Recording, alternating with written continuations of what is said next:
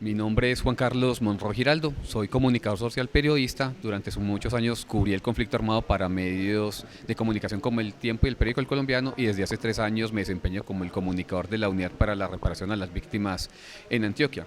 Y justamente uno de los fines de la unidad, aparte del tema de atención a la población víctima del conflicto en este tema de la implementación de la ley de víctimas, es justamente hacer pedagogía social sobre el tema de la búsqueda de la coyuntura actual que tiene el país, que es la solución del conflicto armado mediante la negociación política, lo que conocemos como procesos de paz, pero también cómo las diferentes regiones, o sea, los territorios que han sufrido el conflicto armado, como ha ocurrido en nuestro departamento de Antioquia, empiezan a ver cómo sus comunidades empiezan a superar condiciones del conflicto armado, también cómo las personas empiezan a apropiarse justamente de temas como la reconciliación, cómo empiezan a superar el daño causado por el conflicto armado para salir adelante, para volver a tener, tanto desde el punto de vista individual, proyectos de vida, recuperar las zonas que, digamos, que estaban vetadas por el conflicto, recuperar sus territorios y normalizar una situación, y justamente lo que hablamos de superar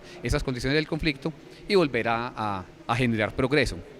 Justamente entonces, una parte es importante es la formación de los periodistas. Sabemos que los periodistas son las personas que son como los historiadores diarios, que tienen una función social de informar a la opinión pública, y uno de los temas pues coyunturales del país es justamente la búsqueda de la paz, la construcción de la paz en los territorios. Con ese fin, la Unidad para las Víctimas está realizando en todo el país una serie de talleres dirigidos a periodistas con el fin de formarlos justamente sobre esos temas de la búsqueda de soluciones del conflicto armado, soluciones de paz, pero sobre todo también que ellos tengan herramientas comunicativas desde el periodismo para contar lo que está pasando en sus regiones y cómo desde sus regiones sus comunidades superan el conflicto armado y salen adelante, y dan muchos ejemplos de superación justamente de necesidades. No solamente tienen que ver con, digamos, las víctimas, sino que porque el conflicto armado lo que genera en las zonas son problemáticas sociales, pobreza, no permite la inclusión social, no permite el progreso, no permite el desarrollo económico ni el desarrollo social.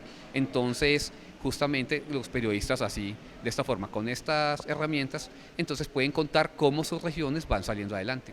Desde la Unidad para las Víctimas sí tenemos una invitación para las comunidades y sobre todo para las personas periodistas, o también muchas personas que hacen esta labor de comunicación sin necesidad de ser periodistas, porque tienen liderazgo social, porque tienen organizaciones sociales que son las que se comunican con las personas, y es básicamente reconocer que no todo en nuestro país está, digamos, en una mala situación. Hay problemáticas sociales, hay situaciones difíciles, pero Colombia también es un país que ha superado muchas dificultades, nuestros barrios, nuestras comunidades. Medellín es una ciudad innovadora que ha cambiado mucho. Entonces, resaltar lo que las comunidades, lo que los barrios, lo que nuestros líderes y nuestra gente han logrado para superar épocas difíciles de violencia, y mostrar, por ejemplo, en nuestra ciudad, la pujanza de la ciudad, la pujanza de los barrios, es muy importante. De modo que también tenemos que contar las buenas historias que nos ocurren, y sobre todo la berraquera, o como decimos para atribuirle a las víctimas, la resiliencia, que es la capacidad para superar las condiciones difíciles y continuar adelante con nuevos proyectos de vida. Yo soy Javier Alexander Macías, soy editor del área de paz y derechos humanos del periódico El Colombiano. Bueno, nos encontramos en un taller con la unidad de víctimas que se llama Decir la guerra para vivir la paz, en la que estamos obteniendo elementos de cómo contar esas situaciones de conflicto que se vivieron antes y que pues ahora nos podrían ayudar a construir futuro, y nos podrían ayudar como a entender mejor lo que pasó para contar lo que puede venir. Yo en el cubrimiento del conflicto armado pues ya llevo más de 12 años, siempre he estado en el cubrimiento del conflicto armado.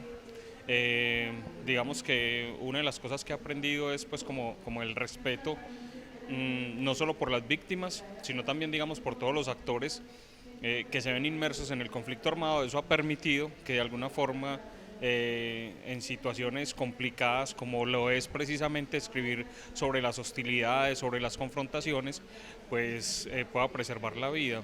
Ha sido complicado en situaciones en las que incluso por contar o por hacer denuncias pues hemos tenido intimidaciones, pero como les decía ahorita, tratar de mantener el equilibrio, como decimos, de ir por la rayita de la mitad, de ser neutrales, es lo que me ha permitido que esas intimidaciones no vayan mucho más allá. Tratar de cambiar un poco el chip. Antes o hace algunos años se le daba mucho la palabra a los victimarios, es decir, a aquellas personas pues, que de alguna u otra forma cometieron algún tipo de delito en el marco del conflicto armado, por dársela a las víctimas, porque nosotros los periodistas, para construir relatos, para construir testimonios, para construir textos, nos basábamos mucho en las versiones oficiales o en las versiones de los que perpetraron esos hechos, y dejábamos a un lado a los que habían padecido estos actos de barbarie. Decidimos cambiar un poco el chip, siento que se ha ido cambiando y que ahora le damos más voz a las víctimas, porque sentimos que la verdad también puede venir desde ellos. Esa es parte como de la construcción de estos nuevos artículos, de estos nuevos productos que nacen precisamente del cubrimiento del conflicto armado. Bueno, digamos que más allá que una invitación e incluso más allá que un consejo, pues la idea es como que contar historias o contar el contexto de la realidad nacional requiere, uno, de una gran responsabilidad por parte del periodista; dos, tratar de contar las situaciones como son, ¿sí? No, ni por tratar de agradarle a un lado ni por tratar de agradarle al otro, sino simplemente contar las situaciones como son; y tres, siempre contando con un lenguaje propio, no un lenguaje prestado, no llamando, mejor dicho, llamando las cosas como son. Eso permite que el cubrimiento de las hostilidades, del conflicto, sea un poco más acertado y sea un poco más cercano a la realidad de lo que se quiere transmitir. Bueno, mi nombre es Javier Osuna, yo soy un periodista colombiano, y hoy pues estábamos en un taller muy especial con la unidad de víctimas, tratando de preguntarnos y de sensibilizarnos alrededor del tema del conflicto armado a partir de la investigación del libro Me hablarás del fuego y de la experiencia de trabajo de la Fundación Fahrenheit 451. Hoy hemos estado en un diálogo muy intenso con colegas del departamento, dando a conocer nuestras experiencias en el cubrimiento del conflicto. Pues mira, yo creo que una de las conclusiones que yo podría sacar a modo general es la afectación que implica la estigmatización. Periodistas que los medios tradicionales dejaron solos por hacer su trabajo de una manera muy honesta. Podríamos decir nosotros, ese menosprecio del trabajo de los medios regionales, muchos compañeros que incluso terminaron siendo víctimas de ataques por realizar trabajo que enriqueció o que nutrió a los medios de comunicación nacionales y que después fueron olvidados, rezagados. También la estigmatización después de las amenazas o la aparición de esquemas de protección. Creo que hay un cuerpo de declaraciones que van a ser muy útiles para la unidad de víctimas y que en lo personal, pues como periodista, siempre son enriquecedoras, porque no me cansaré de decir que en este oficio pues somos permanentemente aprendices. Hay que hacerlo no solo con los perpetradores, hay que hacerlo también con esas personas que denominamos víctimas. Yo creo que imponer rótulos a las fuentes y limitar a las personas a sus acciones a corto plazo puede parecer o no representar un problema, pero cuando tenemos el tiempo para realizar investigaciones un poco más sesudas, yo creo que está bueno apelar a la profundidad de la humanidad que hay tanto en esa persona que causó el daño como en quien sobrevivió a ese daño que se le causó. Lo digo porque creo que los periodistas a veces, de un modo un tanto amarillista, limitamos y le ponemos rótulos a las personas que no les otorgan libertad, y si nosotros no conocemos a profundidad la historia de vida de las personas, no podremos generar identificación con la audiencia una vez las tramitemos al papel o a la radio o a la televisión. Hoy tomamos como referencia de trabajo 3 libros. Trabajamos el libro Me hablarás del fuego, Los hornos de la infamia, que es una investigación sobre los hornos crematorios de los paramilitares en norte de Santander. Trabajamos el libro Les di la mano, tomaron la piel, que es un libro escrito por jóvenes desvinculados del conflicto que se encuentran en proceso de restitución de derechos, un trabajo que la Fundación Fahrenheit, la Fundación Huella Indeleble y Tiet Mujer organizaron por 2 años trabajando con jóvenes. Yo tuve la fortuna de ser profesor de ese proceso y les compartí algunos apartes de los escritos de los jóvenes. Y trabajamos también con un libro que se llama Cantos de mi pueblo, que es un libro que hizo la Fundación Fahrenheit junto con la Fundación Saldarriaga Concha, que responde a unos procesos de memoria en zonas del conflicto. Yo creo que ese libro es doblemente bello para mí, no solo porque está el registro, podríamos decir, en texto de las historias de los muchachos, la narrativa que ellos construyeron en palabras, sino también está la representación gráfica, la ilustración de esas historias que escribieron. Entonces tú tienes allí como dos facetas que son juntas, me parece muy, muy valiosas, ¿no? Muy nutridoras, porque tienes el testimonio escrito, pero tienes también la percepción estética de quien vivió esa realidad, ¿no? Yo creo que es muy doloroso, ¿no? Este libro está escrito para visibilizar el crimen del reclutamiento forzado. Este es un país en el que organizaciones internacionales señalan tiene o ha llegado a tener a más de 10.000 jóvenes vinculados al conflicto, menores de edad. Y yo creo que todos los actores armados, legales e ilegales, reclutan, desde guerrilleros, paramilitares, el mismo Ejército Nacional. Y la intención de este libro es contar cómo es esa infancia que se vio, digamos, atravesada por la guerra. ¿Cómo era ser niño en el marco del conflicto armado colombiano para que eso no vuelva a suceder? Pues mira, yo invitaría a todos los colegas sobre todo a no callar. Si hay una lección interesante de este encuentro el día de hoy es que a pesar de la adversidad y a pesar de las amenazas, a pesar de los ataques, el trabajo periodístico puede hacerse. También una invitación a comprender que no necesitamos de medios de comunicación para hacer periodismo. El periodismo, le decíamos a los compañeros hoy, está ligado más a una vocación que a un trabajo solo remunerado, aunque indudablemente las condiciones de trabajo tienen que mejorar. Pero es una invitación sobre todo a mantenernos firmes en ese compromiso de decir esas verdades que a veces la gente no quiere escuchar a pesar de la dificultad, ¿no? Nosotros en la sesión de la mañana decíamos que habitualmente las narrativas en nuestro país suelen construirse desde el testimonio del perpetrador a veces. Pero siento también que así como existe una preocupación muy potente a veces por centrar la narrativa exclusivamente en el testimonio de quien mató, de quien asesinó, del político poderoso, creo que también cometemos en ocasiones un error en términos de entender la diversidad de manifestaciones que hay en torno a la violencia cuando no tenemos en cuenta a la persona que realiza el daño viéndolo de una manera más profunda que solo con un perpetrador. La sesión anterior discutimos sobre cómo podría aportar a nuestro trabajo a analizar a las personas que han padecido acciones violentas por encima del rótulo de las víctimas. Hay un sobreviviente de la masacre de Ojayá, amigo, músico, que se dedica hoy, tiene una orquesta muy bonita, se llama Noel Palacios, la orquesta de él se llama El Negrito del Swing, se llama. Y Noel dice una cosa que a mí me parece muy chévere cuando lo llaman en entrevistas. Cada vez que hay una conmemoración de la masacre de Ojayá, lo llaman. Si quieren que vuelva a contar otra vez cómo fue, que ya está podrido de esto. Y Noel dice una cosa con la que yo estoy muy de acuerdo. Dice: yo no soy víctima sino sobreviviente, dice, ¿no? Le dice a los periodistas. Y me parece que eso es importante porque implica, es una invitación al periodista a que trascienda de contar sencillamente lo que le pasó, dejar de limitar a la persona por eso que experimentó. Así como hacemos ese ejercicio con Noel, yo creo que es importante comenzar a hacer ese ejercicio con el perpetrador también. Esto recuperando lo que mencionamos alrededor de Hannah Arendt, entender que existe una vida también, una humanidad en esa persona que ha cometido las acciones. Y aquí, yo les dije también, se hace necesario introducir un tema adicional a esta jornada de cierre del día de hoy, que tiene que ver con las garantías de libertad de expresión en el país. Antes de eso, quiero compartirles un último relato que está aquí también en el paquete, ustedes lo pueden leer, escrito por otro joven vinculado al conflicto. Esta historia para mí es un gusto compartirla con ustedes, pero es también, cada vez que la leo, un motivo como de tristeza también, porque Juan José hace parte de esa amplísima franja de jóvenes vinculados que de repente se desaparece. Yo no sé si Juan José hoy en día haya decidido volver a los grupos armados, si sencillamente se cansó de la institución donde se encontraba un proceso de restitución de derechos.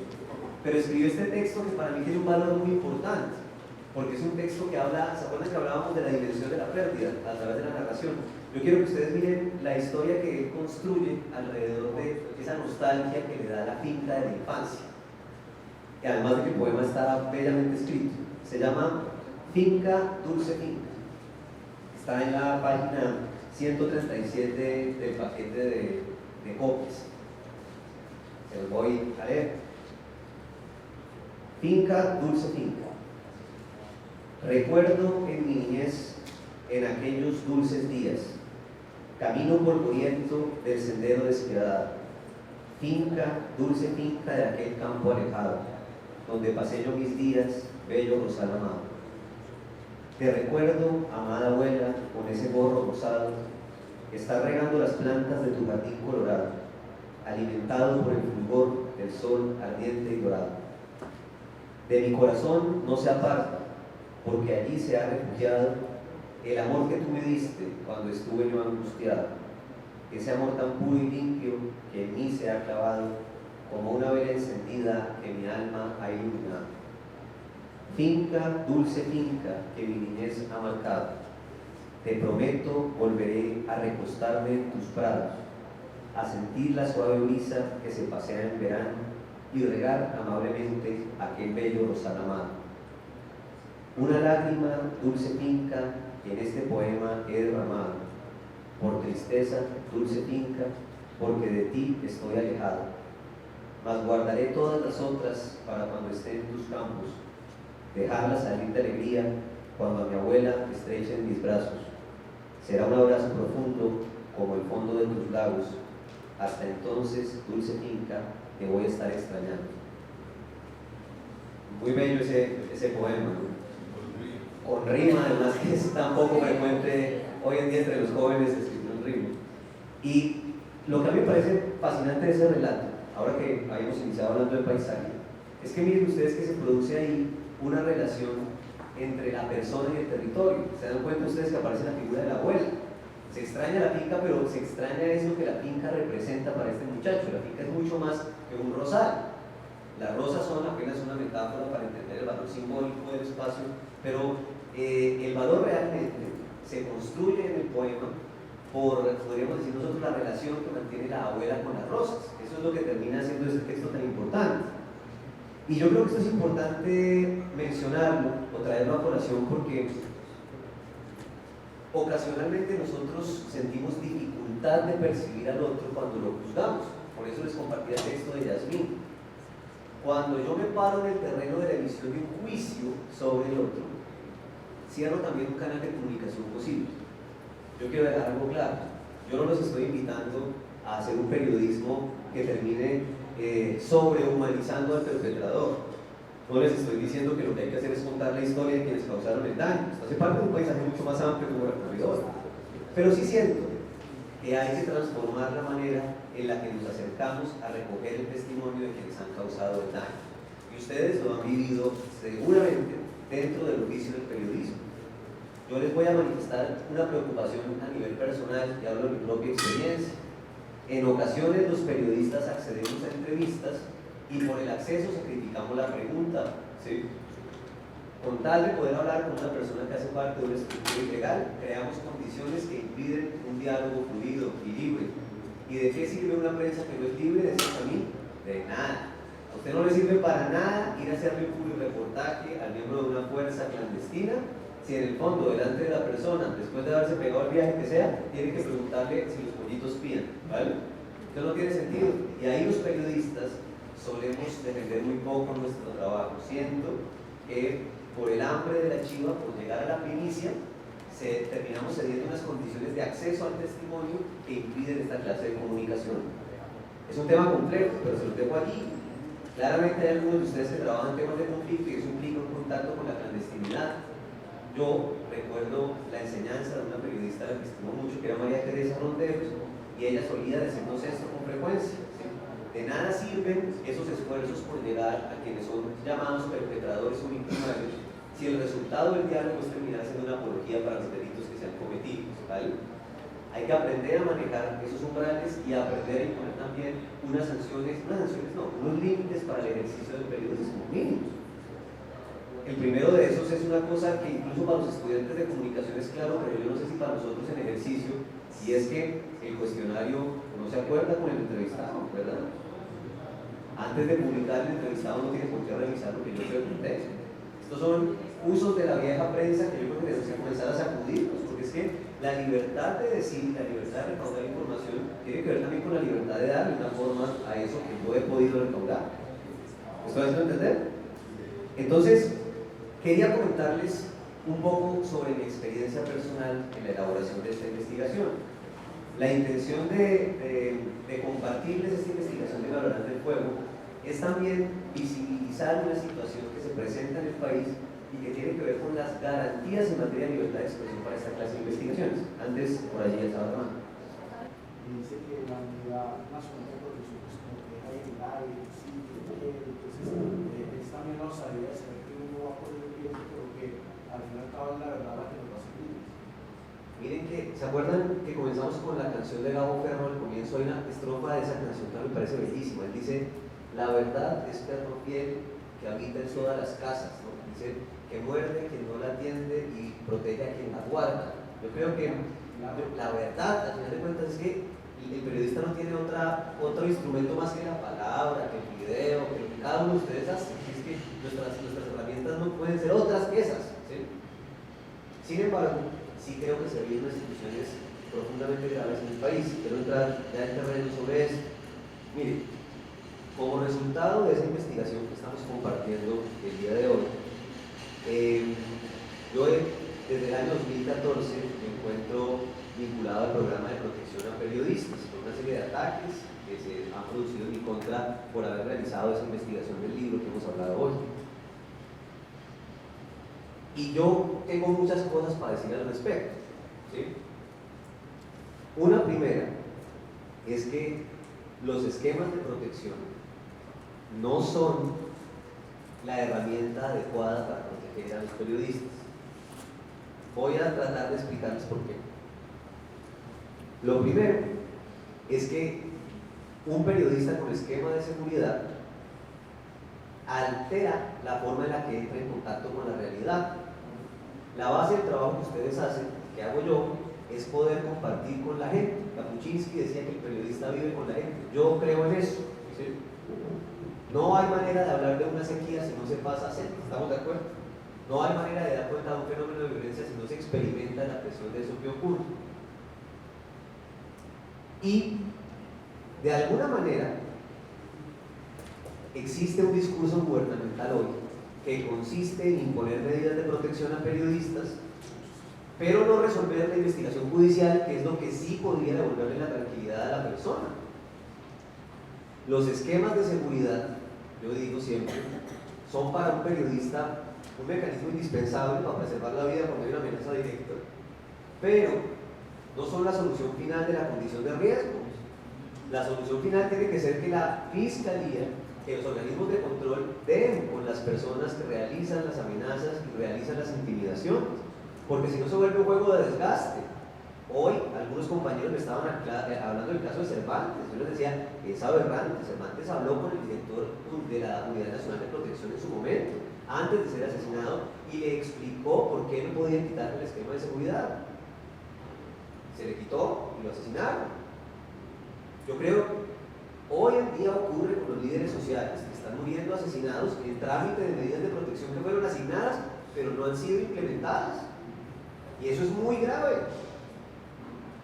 Los esquemas de protección imponen una barrera de contacto con el mundo. De hecho, cuando una persona es amenazada, y esto redunda de alguna manera en medios de comunicación, lo primero que pasa es que se genera una aura de silencio y de distancia con el periodista. Y aquí los colegas, los que nos estamos mirando, tenemos mucho que entender, porque habitualmente cuando alguien se vuelve víctima de estas agresiones, queda solo, queda relegado.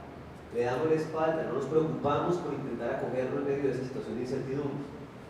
Creo que nos falta mucha solidaridad en ese sentido. Pero adicionalmente, quien tiene un esquema de protección, además de no poder trabajar en unas condiciones de libertad plenas, diría yo, debe también tener una serie de consideraciones para poderse desplazar a territorio, a hacer su trabajo, que retardan lo que le gustaría hacer rápido, por arrebato, tomar un bus y tomarse un café. ¿Sí? Esa clase de libertades no son tan sencillas de ejercer. Yo escucho recurrentemente en columnas de opinión a otros colegas referirse a quienes tienen medidas de protección en unos términos que a mí francamente me dan pena. Ocasionalmente se dice que quienes tienen medidas de protección los tienen por una condición de estatus. Yo no dudo que en Colombia existen personas que tienen esquemas en esa dirección, pero les puedo garantizar, mirándolos a los ojos, que cuando se tiene un miedo real por preservar la vida, el esquema de protección es indispensable y se atraviesa, ¿sí? ¿Vale? Hoy en Colombia está pasando una cosa grave, y es que periodistas que en regiones obtienen puntajes de riesgo absolutamente iguales a periodistas en ciudades no obtienen la misma atención por parte del gobierno colombiano. Y eso tiene que visibilizarse, porque el asunto aquí es que la condición de riesgo es la misma, pero el asunto es, como no se trata de un medio de difusión nacional que resulte problemático para las autoridades, en un país donde nos hemos acostumbrado a pedir los derechos con favores, ¿no? Termina volviéndose imposible que se transmita a nivel nacional la preocupación. Miren, mientras nosotros hablamos, se está viviendo una situación muy delicada con que hubo en Cúcuta, ¿verdad? Existen unas amenazas de intimidación gravísimas en contra de periodistas que han sido víctimas de atentados, y eso no circula en medios nacionales. Yo te doy la razón. Las agresiones al periodismo regional, o que no están asociadas a un gran medio de comunicación, no trascienden en la esfera de lo público.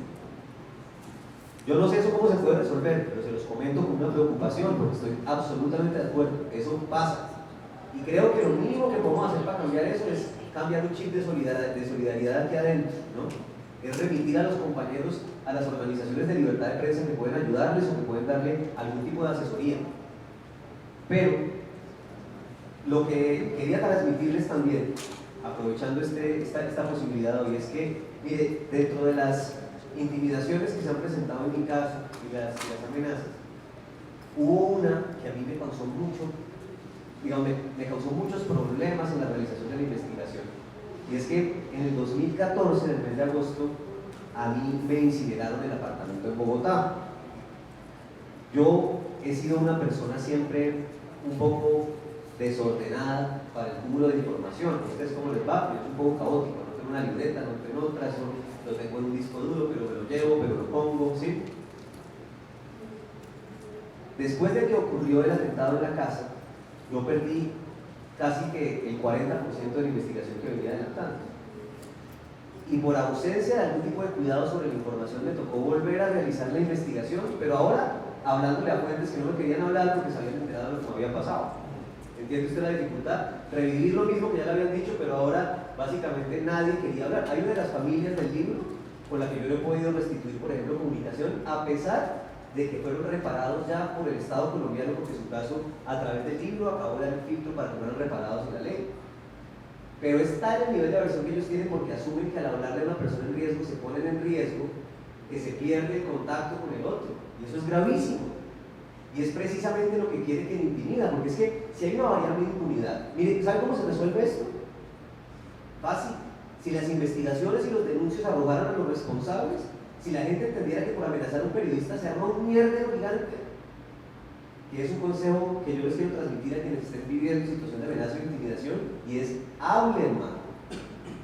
Hablen. El tema de la tranquilidad cuando la vida está en juego es una pésima idea. Quien lo intimida cree que usted está solo.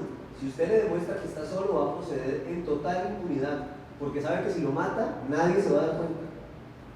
La única manera de preservar la vida en ocasiones para los periodistas en una nación que no ofrece garantías en materia de investigación es transmitir el mensaje de lo que está pasando con uno.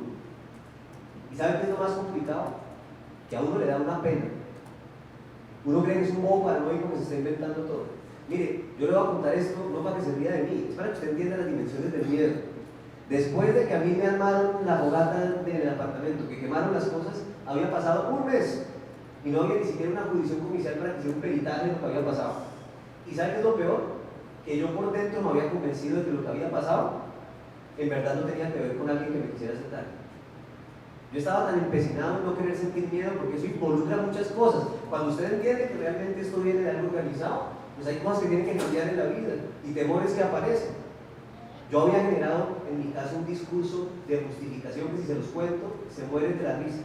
Mire, estaba tan asustado. Yo recuerdo esta anécdota porque yo sentí mucha vergüenza, me dio mucha pena. Cuando a mí me llamaban a decirme barbaridades por teléfono, yo anotaba siempre el número de una agendita. Y me acuerdo en una de las reuniones antes de que las medidas fueran asignadas, que yo le presenté a la gente de policía judicial el mismo número que estaba dictando 20 veces el mismo número a la persona. Y el policía, cuando yo en la mitad me dijo, espérense un segundo, primero me está dictando el mismo número.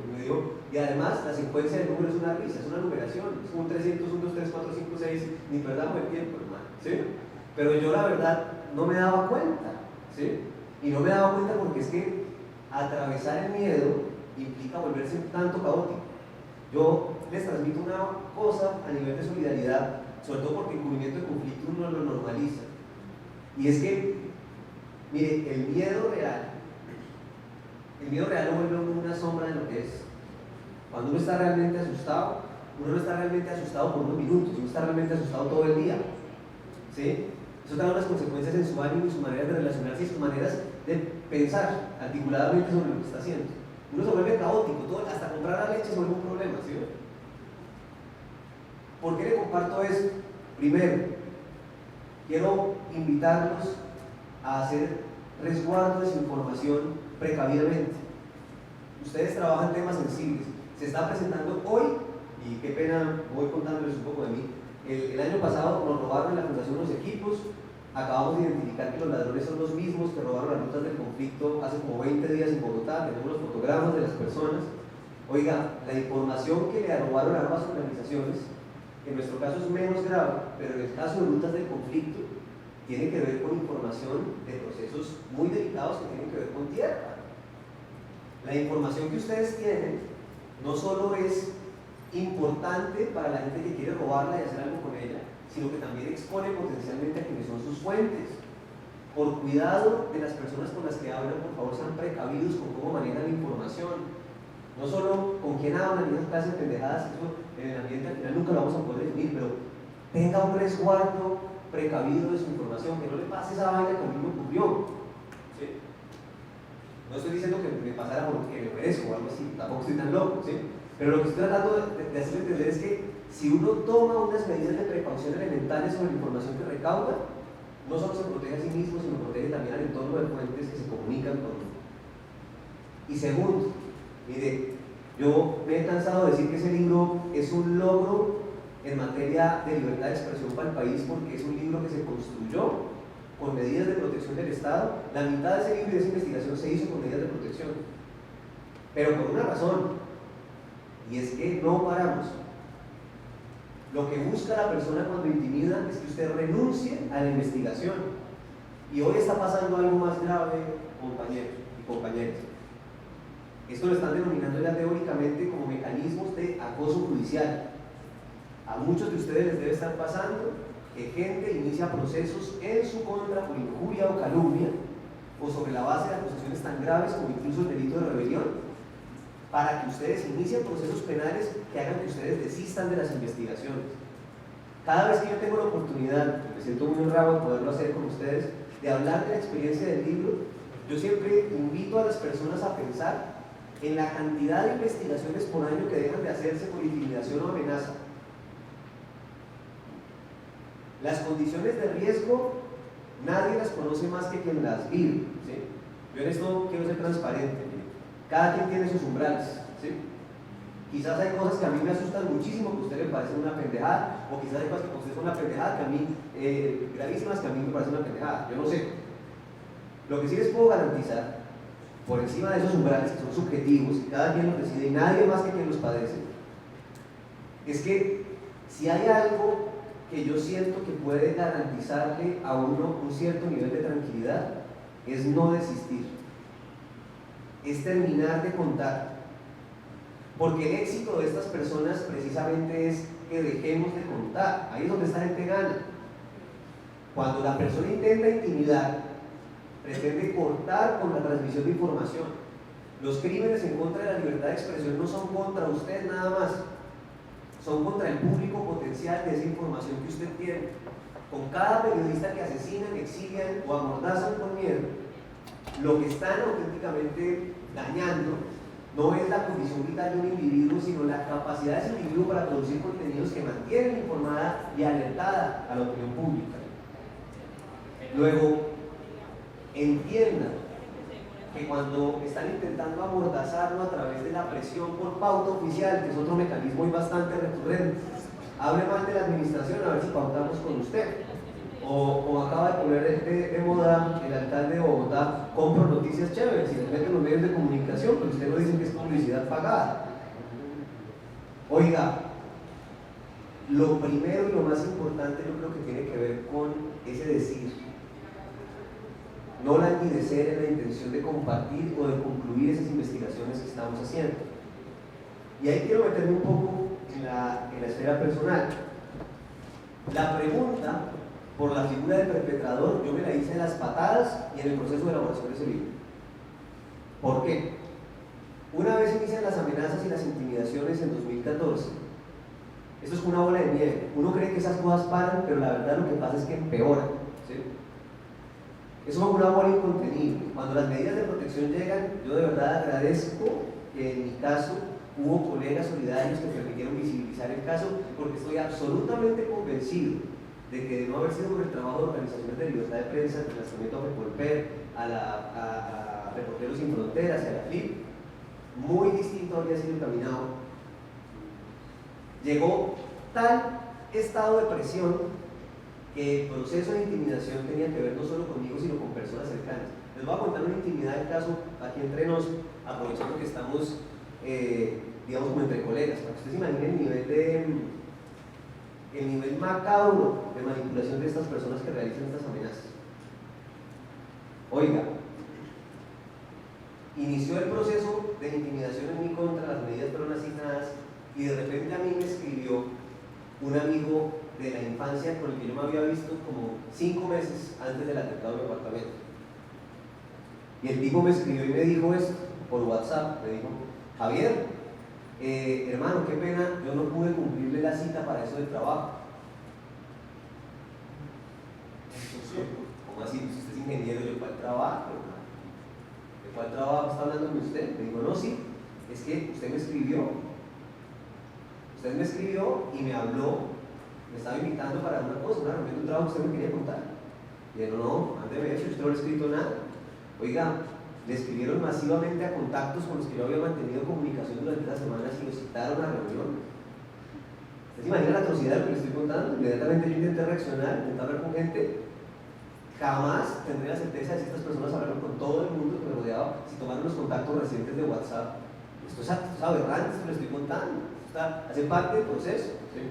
Pero si hablaron con algunos de ellos. Hablaron con algunos de ellos.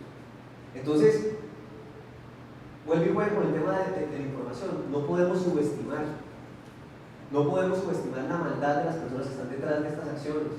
Lo que yo le acabo de decir, mire, la persona que nos robó a nosotros el mes pasado en abril, las dos personas que son una parejita, ustedes pueden ver en la Fundación para la Libertad de Prensa está el rostro de las personas, son las mismas que robaron a rutas del conflicto en el lanzamiento del proceso de tierras en Bogotá será mucho decir un mes. Esta gente está organizada. Esta gente vive, mire, esta gente vive de pensar en hacer daño. Eso no se puede subestimar. Entonces, les voy a contar lo que a mí me pasó y por qué les cuento sobre el tema de la figura del perpetrador en este rollo. Cuando los niveles de amenaza estaban por encima de lo que yo podía soportar, a ver, yo construí una especie de compromiso tácito con las familias de ese libro. ¿En qué consiste ese compromiso? Yo me negaba a irme, en parte, porque si no existían garantías para las familias que habían contado en la investigación, yo me sentía moralmente impedido de aprovechar una circunstancia de visibilidad e irme y dejarlas solas con el problema, me quería quedar. También porque sentía que quedándome, de alguna manera me ponía en el centro de unas acciones que podían ir en mi contra, pero no centrarse solo en la persecución de los familiares. Eso en lo que refiere a lo personal, digamos, profesional. Cuando estas amenazas se salieron de control y esta gente comenzó a tocar a personas cercanas,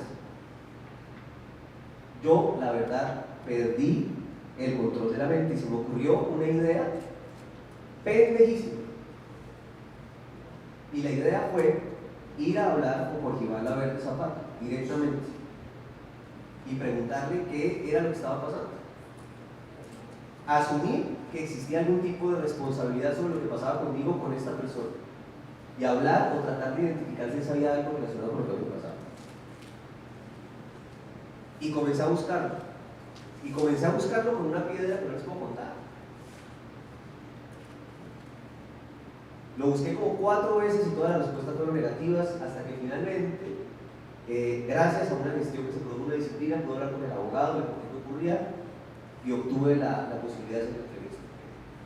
Y yo mandé un cuestionario que, si lo vemos hoy, nos cagamos de la risa. ¿Sí? Eso era un sartado de insultos disfrazado de preguntas. ¿Sí? Y yo estaba convencido que esas eran las preguntas que tocaba hacer. ¿Qué iban a qué? O sea, todo lo que esta persona hizo, y se acabó. Yo estaba a escasos días de ir a la entrevista que se realizó en la cárcel de Itagüí. En ese entonces, Jorge Iván Zapata estaba todavía recluido, hoy está libre. Tuve la suerte de reunirme con una persona. Ese libro de Navegador del Fuego fue mi tesis de maestría. Yo estaba haciendo una maestría y el libro era mi tesis. Y tenía un asesor asignado a la universidad, que es un tipo que ha trabajado procesos de reconciliación como pocos. Yo se los recomiendo porque es un tipo increíble. Se llama Carlos Eduardo Martínez Incapié. Es un tipo increíble. Él está detrás de esta organización que trabaja con jóvenes que se llama Benposta, ¿no? Tipo increíble, un corazón enorme, me ha dado unas lecciones en la vida maravillosas. Y yo me reuní con Carlos y le conté que iba a hacer la entrevista con la Berta. Y Carlos vio el cuestionario y me dio un consejo que a mí me dio una putería. Me dijo: ¿usted qué es lo que está pensando? ¿Que va a ir a amenazarlo ahora usted o qué? Está bobo. O sea, ¿usted va a ir a agarrarse con él? Y me hizo la reflexión en el sentido de Hannah Arendt. Me dijo: oiga, Hannah Arendt no tenía que convivir con Eichmann, usted sí. De hecho, usted tiene la posibilidad de hacer una cosa enteramente más humana, y es contarnos quién es esa persona que hizo esa cosa.